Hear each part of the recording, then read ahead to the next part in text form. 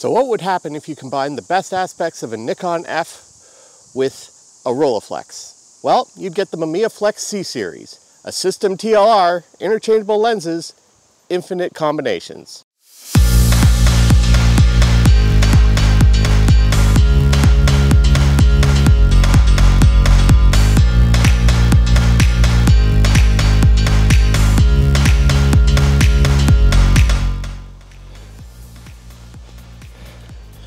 Hey there friends, Alex Laux here and welcome back to the channel. Today I'm reviewing the biggest TLR that I have ever seen, and one that fits into a very unique piece of camera history. And if you've been following my work, especially my reviews, as much as common cameras are fun, I really like the ones that are special. And the Mamiya C220f certainly fits the bill. Coming out in 1982, it was one of the last new TLRs ever made, and this one is on loan from my good friend Bill Smith. This is a beast, but like always, let's head back to the studio. We can get a brief background on the camera, a little bit of its functionality, and a tour. All right, I'll see you back here in a few. Mamiya started its journey on TLRs in 1948 with the release of the Mamiya-Flex Jr. The next release in 1949, the Mamiya-Flex A would offer your bog standard TLRs. They had a fixed 75mm Zuiko lens installed. These also featured automatic film stops and, most importantly, cock on wind.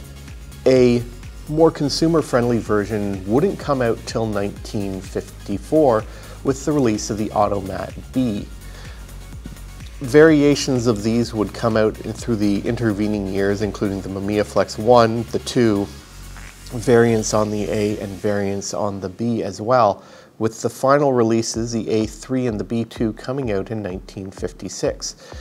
Now 1956 is also an important year because that's when the original Mamiya-Flex C came out, and it rocked the TLR world and sent shivers even through Germany. Frank and Heidecke were so frightened that people would dump their Rolleiflex and Rolleicors in favor of an interchangeable lens TLR.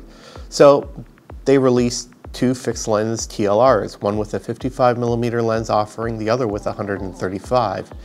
But those who liked Rolleiflexes stuck with it, but professionals started to take a serious look at the C-Series. Even though it only came with three lens offerings, the 65mm, the 80mm, and the 105mm, it offered something that only one other TLR did, and that was the ability to change lenses mid-roll. And as a professional photographer, that's pretty important. Of course, 1958 came around and the Mamiya-Flex C2 came out, and it offered up a couple more lens offerings and a much better design that allowed for a little more stability with your camera. In 1962, Mamiya would drop the Mamiya-Flex name and simply call it the Mamiya C3. And this again changed a lot of features of the camera and added a few more optics, and most importantly found a way to do a cock on wind, where as you advance the film, the arm on it would actually cock the shutter. About 1965, Mamiya decided to split the C-Series into an amateur line and a professional line, with the amateur line being the C22, a continuation of the original C2. Unfortunately, in doing that, they dropped the whole cock on wind. That was continued on the C33. These were also the first C-Series that could use 220 film, but you had to replace the entire back.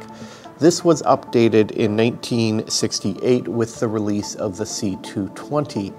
It also switched over to a much lighter material, making the cameras a lot easier to hold and carry about. And you no longer had to swap out the entire back to use 220 film, you just had to flip the pressure plate around and flick a switch to switch the counter over to count to 24 instead of 12. Surprisingly, the C220 would last in production until the 1980s, when in 1982, the C220 Professional F, or simply C220F, was released. This changed the outside appearance a little bit more.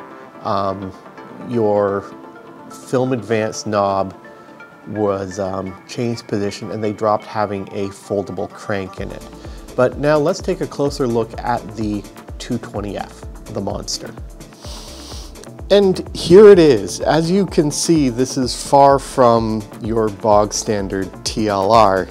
First off, it is a lot larger than your average Minolta, Rollei, Yashica TLR. This thing is a beast, but it is quite lightweight for what it is.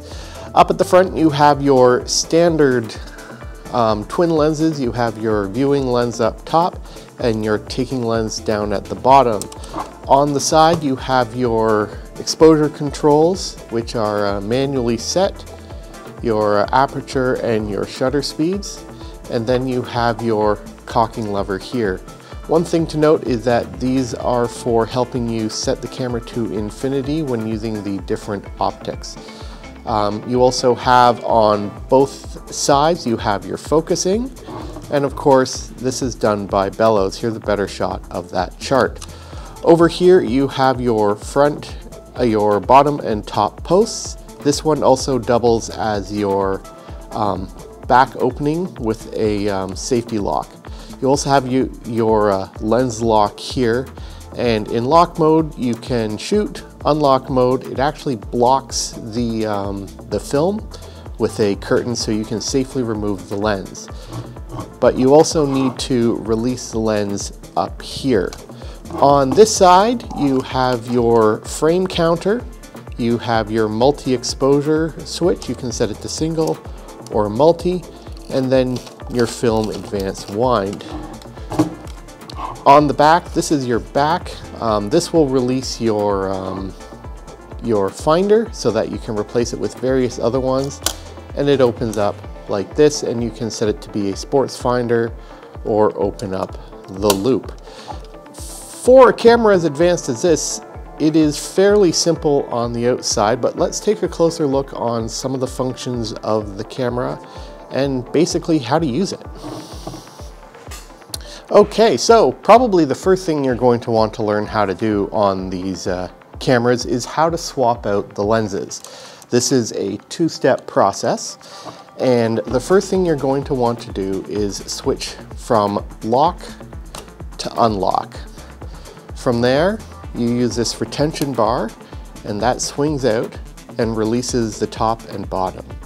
From there, you can pull the optic off, and you can actually see right here on the bottom that there's a curtain. So that means you can actually swap out lenses mid-roll, which is super important if you're a professional photographer and need to switch out focal lengths. There's no zoom lenses here. And then you simply match up your top and bottom, down, and then swing the retention rod back in. Now, it might seem that simple, but you're going to have to go back and relock the lens. That will open the curtain and you're good to go.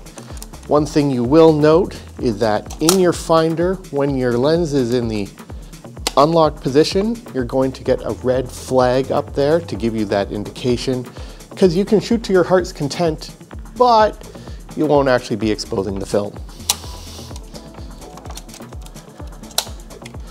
From there, you can simply use the focus, and that will tell you where your infinity is, and you simply line up the matching to there. So the nice thing is that with the 80, it's pretty much your infinity is almost right there, and then you can sort of focus out. Just make note of that how to read it is you bring it, is that you can read the manual and it will tell you exactly how to read this chart, or you can just kind of guess as you pull it in and out, but it's most compact here. And again, you have both your focusing knobs. It's important, again, with this that you manually cock the shutter before each, and then you have your release on this side. Now, there's no film loaded, so it actually won't let me release it, but you can always manually trip it here. One thing this camera does not have is a light meter, but you have a hot shoe here and another one if you're using the side grip. For loading the film, this one took me a while to figure it out, but you need to pull this down, press it, to pop it open. And then one of the best parts is you can actually pull these, give them a quarter twist, and it actually pulls out this post, so it makes loading film so much easier. You also don't have to bring the film through a roller, you just pull it straight across, and then using your advance, bring it so that your start arrow is aligned with the notches between these two silver marks. And then once it's there, you close the lid, advance, and it will automatically stop at frame 1. You also have your pressure plate back here. This allows you to switch between 120 and 220, and there's a little release under here that will allow you to do it. And it will also switch your counter to count to 24 or 12, depending on what it is. All right, so that's enough. That's really all there is to it. So let's go back in the field and I can get this loaded and introduce where we're shooting today.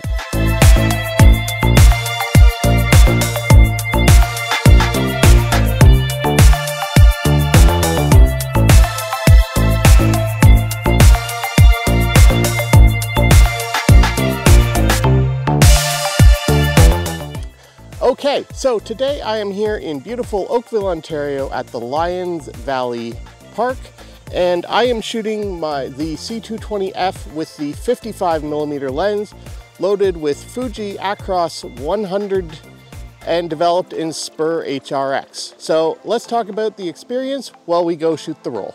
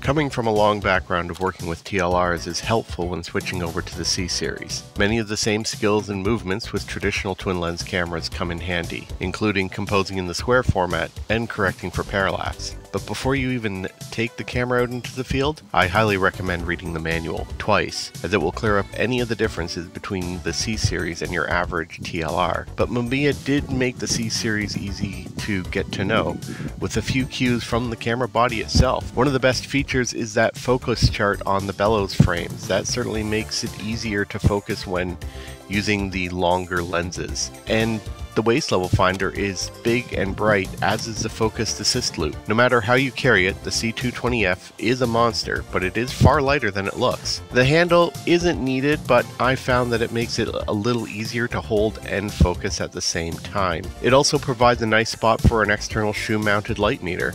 But there's also another shoe on the camera body itself. Having matched taking and viewing lenses is a bonus and certainly helps with composition. Having that two-step process for winding and then cocking the shutter can be tricky, especially on a camera as new as the C220f, but I found that when I take my meter reading, set the exposure on the lens mounted controls, I then cock the shutter as part of the dance. It reminds me of working with a large format camera. The one thing to watch out for is working with those longer lenses. The 180mm and 250mm can throw the camera balance off, so watch those shutter speeds and also make sure to calculate for that bellows extension factor in some cases. Overall, despite its quirks, the C220f is a neat, although odd camera to work with.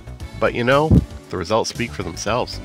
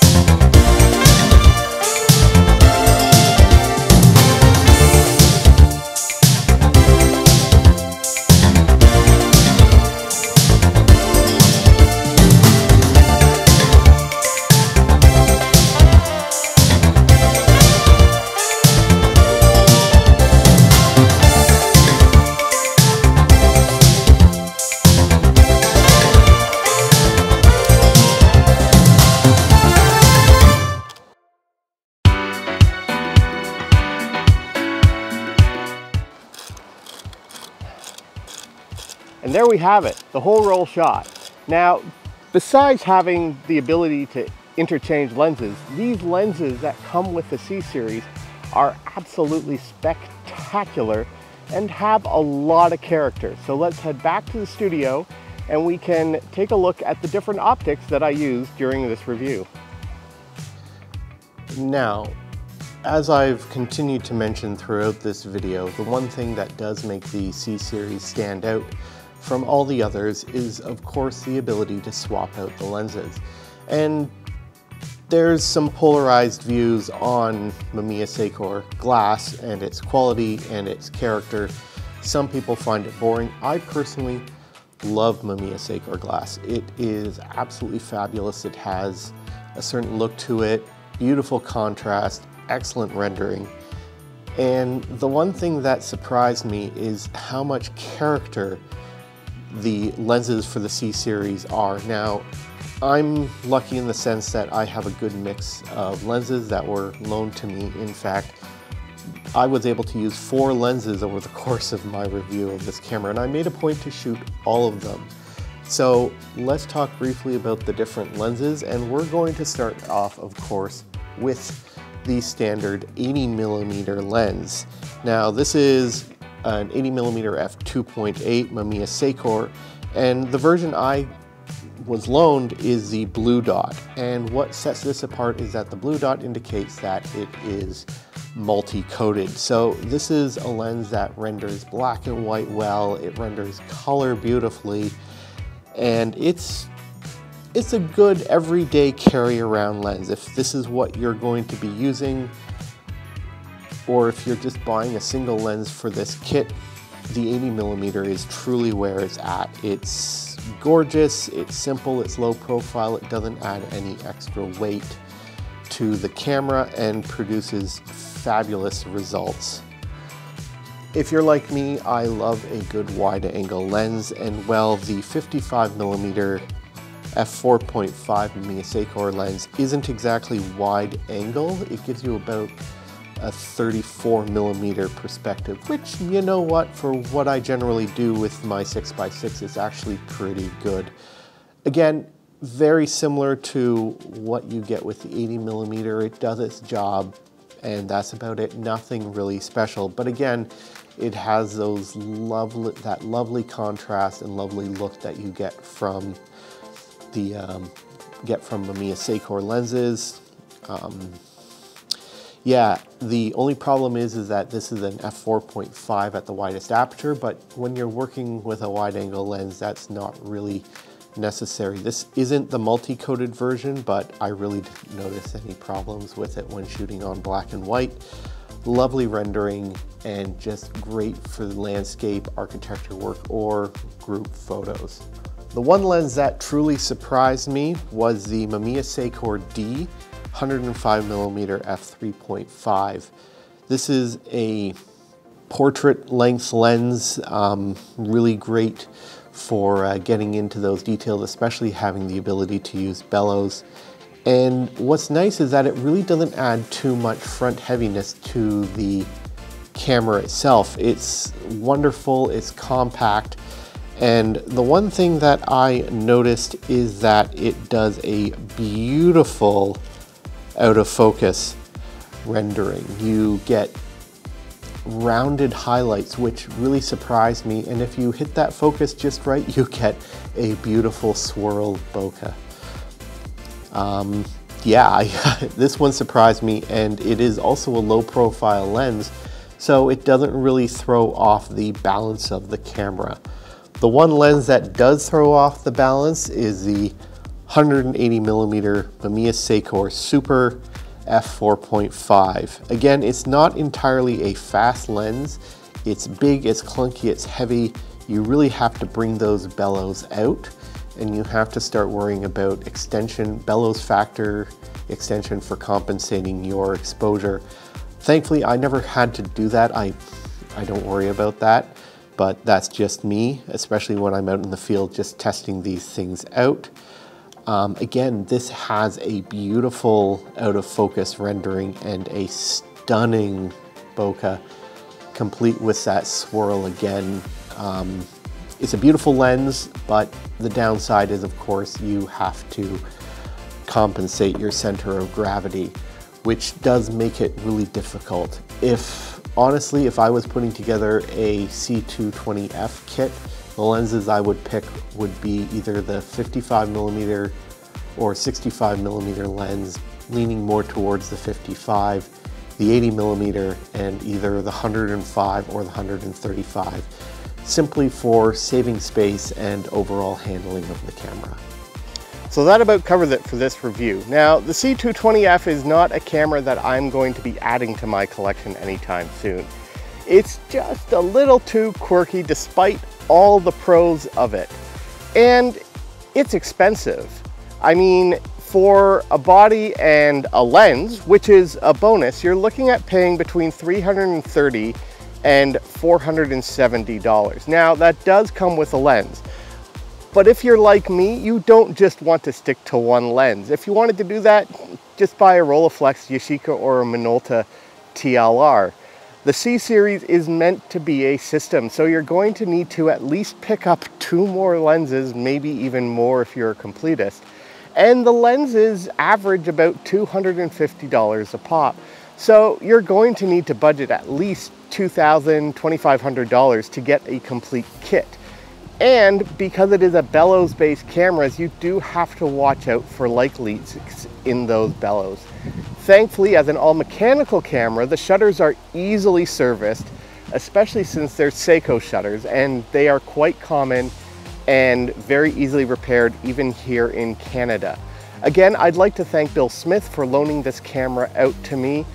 It's been an absolute blast, and what really made it were the fact that the optics are just so special and just have a ton of character. So let me know in the comments below. Have you used the Mamiya C-Series TLRs? What's been your experience, and what's your favorite lens that you have with it? Personally, the 55, the 80, and the 105 were my favorite. So until next time, my name's Alex Laux. Get out there, stay safe.